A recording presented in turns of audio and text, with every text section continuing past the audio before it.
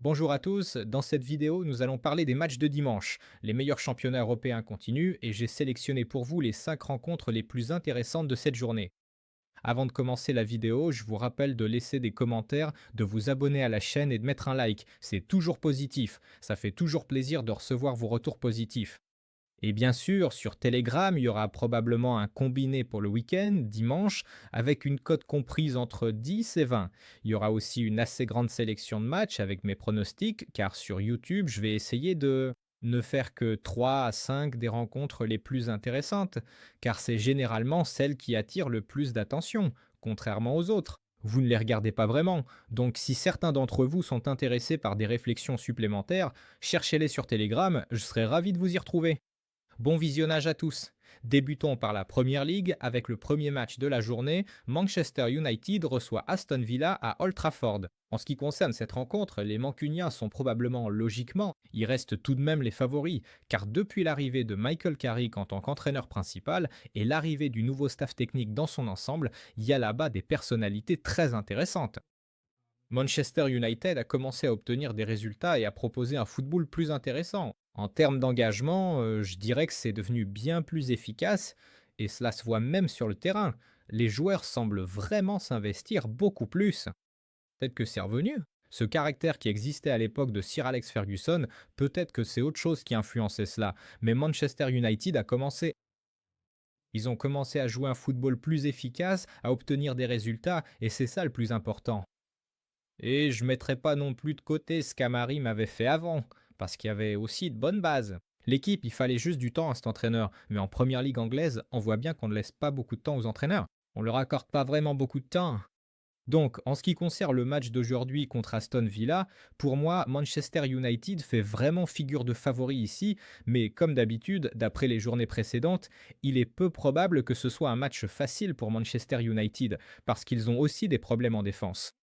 Aston Villa est une équipe qui presse bien et qui est plutôt bonne en contre-attaque. Et certains moments, disons certaines difficultés, peuvent être créées pour Manchester United. Mais dans l'ensemble, en tenant compte du fait que d'Aston Villa a eu, vous savez, un match difficile en France contre Lille, et que cette saison, on voit bien que l'équipe d'Unai Emery donne vraiment la priorité à la Ligue Europa, il est donc possible que ce match contre Manchester United soit en partie négligé par eux. Si c'était agi d'un match à domicile, je n'aurais eu aucun doute sur le fait que j'aurais tout donné. Birmenitsa. Mais en ce qui concerne les matchs à l'extérieur, il pourrait y avoir quelques problèmes, notamment contre Manchester United.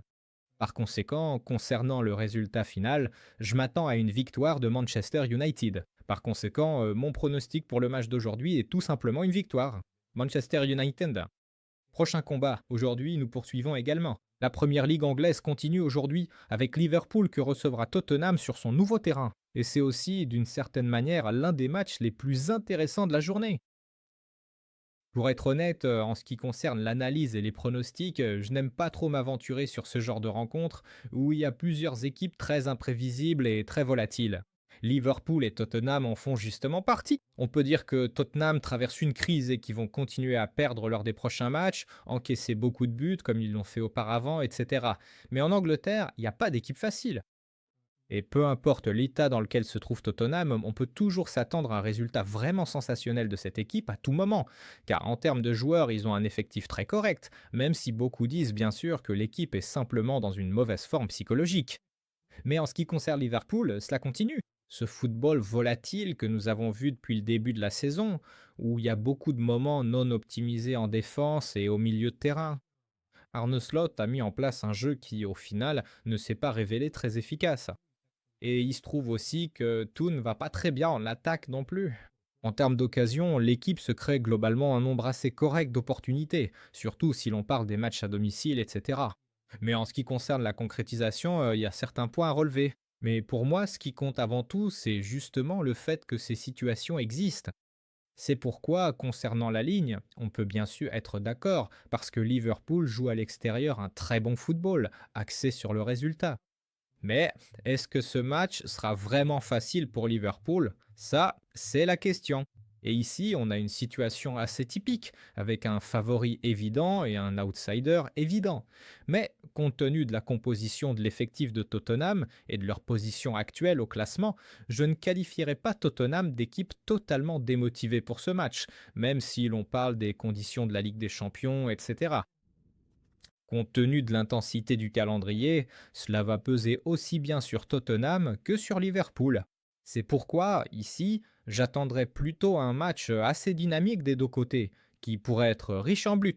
Et Liverpool comme Tottenham peuvent avoir ici de belles occasions à concrétiser. Donc, en ce qui concerne mon pronostic pour ce match, je mettrai en avant l'option les deux équipes marquent. Le prochain match de la journée continue. Serie A italienne, 29e journée, la Lazio recevra Milan sur son terrain. Après avoir battu l'Inter, Milan, comme beaucoup le disent, a redonné un certain suspense au championnat d'Italie, car avant ce match, l'Inter avait une avance très confortable, un écart de points important sur Milan. Et si l'Inter avait gagné ce match, il aurait pratiquement assuré le Scudetto. Mais grâce à cette victoire, Milan revient dans la course au titre. Mais il faut prendre 7 points et il faut d'une manière ou d'une autre compenser cette situation. Il faut donc engranger le maximum de points à chaque match. Et voilà qu'immédiatement après l'Inter, il tombe sur un adversaire aussi coriace que la Lazio. Cette saison, la Lazio montre un football très solide sur le plan défensif. C'est-à-dire que cette équipe possède l'une des meilleures défenses du championnat, mais en tenant compte du fait qu'il y a quelques problèmes avec l'équilibre général du jeu. Concrètement, la ligne d'attaque de l'équipe de Sarri est bancale, donc naturellement la Lazio a perdu beaucoup de points aussi bien à domicile qu'à l'extérieur, surtout à l'extérieur.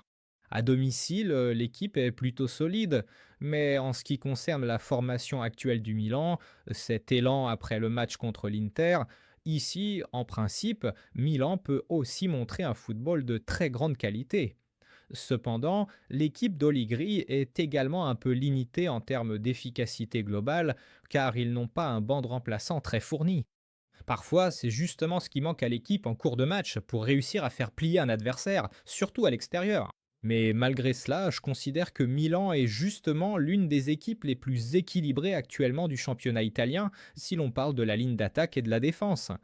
Car même si en attaque ils ne brillent pas autant que l'Inter, en défense ils sont probablement la meilleure équipe.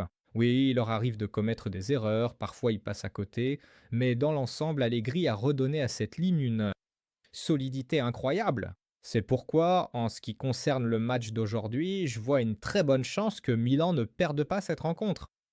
Parier ici sur une victoire en attendant que Milan l'emporte, je ne sais pas à quel point c'est pertinent.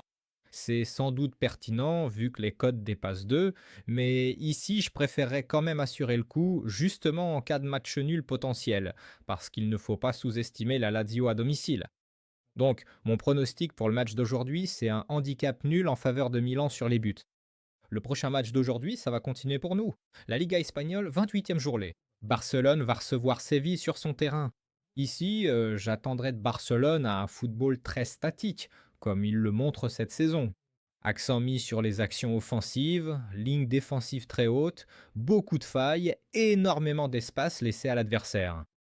Et par la suite, bien sûr, énormément d'occasions pour l'adversaire en contre-attaque.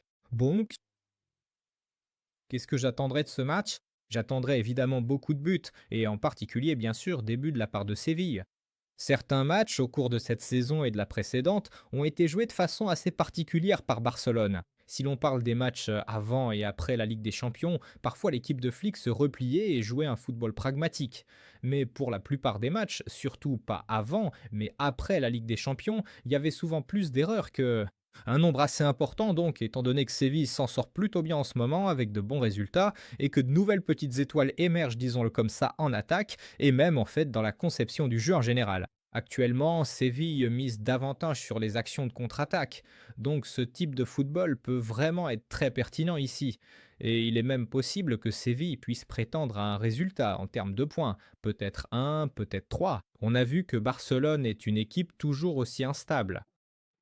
On dirait qu'ils gagnent, à première vue. Dans chacun de leurs matchs, ils marquent un grand nombre de buts, ils abordent une rencontre contre un outsider avec un avantage tout simplement incroyable, mais contre ce même outsider, ils peuvent aussi s'effondrer et obtenir un résultat tout simplement phénoménal, entre guillemets. Et il faut pas non plus oublier justement quoi exactement. Séville, en début de saison, a battu Barcelone sur le score de 4-1, leur inscrivant 4 buts en mettant justement l'accent sur ses points faibles qui, depuis, n'ont pas changé chez Barcelone. C'est pourquoi, pour le match d'aujourd'hui, mon choix est tout simplement un but de Séville, que Séville va marquer. Le prochain match, aujourd'hui, ça continue pour nous. La Bundesliga allemande à 26e journée, c'est aussi un match très intéressant dans le contexte de la lutte pour la zone Ligue des Champions, hein. Stuttgart va recevoir le RB Leipzig sur son terrain. Beaucoup vont critiquer Stuttgart après leur défaite 1-2 contre Porto, mais je ne dirais pas que l'équipe était particulièrement motivée pour ce match. Werner, parce que bon, si on parle de ce qui s'est passé sur le terrain, on a vu que Stuttgart s'est créé, en principe, un volume d'occasions pas mal, mais l'équipe aurait clairement pu jouer un football plus équilibré. Et si on parle en fait de toute la saison actuelle, on remarque chez Stuttgart une certaine tendance marquée, notamment lors des matchs de la Bundesliga allemande, parce qu'ils ont vraiment une très bonne opportunité de se hisser précisément dans la zone du top 4. Ils sont l'une des équipes les plus compétitives du championnat pour ces places, et il se trouve que contre le RB Leipzig, ils vont jouer l'un de leurs matchs clés. Dans un avenir proche, il serait préférable pour eux de ne pas perdre ce match, et compte tenu du potentiel de l'équipe, il est même possible qu'ils puissent viser la victoire ici. Le RB Leipzig est une équipe extrêmement intéressante cette saison. Ils sont en train de se reconstruire. J'ai mentionné Werner, oui l'entraîneur. Honest, eh bien il a un peu changé les choses. Donc revenons au RB Leipzig. Le RB Leipzig, cette saison, l'équipe est très intéressante. Elle est en reconstruction. Le RB Leipzig a Werner comme entraîneur. Voilà, avec Werner, en ce moment, il montre un football plutôt pas mal, axé davantage sur le pressing et la pression sur l'adversaire. Mais le jeu de position laisse encore un peu à désirer, et en ce moment on voit que lors des derniers matchs, la ligne défensive est vraiment en difficulté. Très souvent, le RB Leipzig a encaissé un grand nombre de buts. Et justement, c'est un point que je ne négligerai pas du tout dans le match contre Stuttgart, parce que Stuttgart possède l'un des potentiels offensifs les plus forts du championnat allemand, surtout à domicile, où il se révèle vraiment. Donc si on compare l'équilibre général du jeu aujourd'hui, il est possible que le RB Leipzig ne soit pas vraiment favori ici.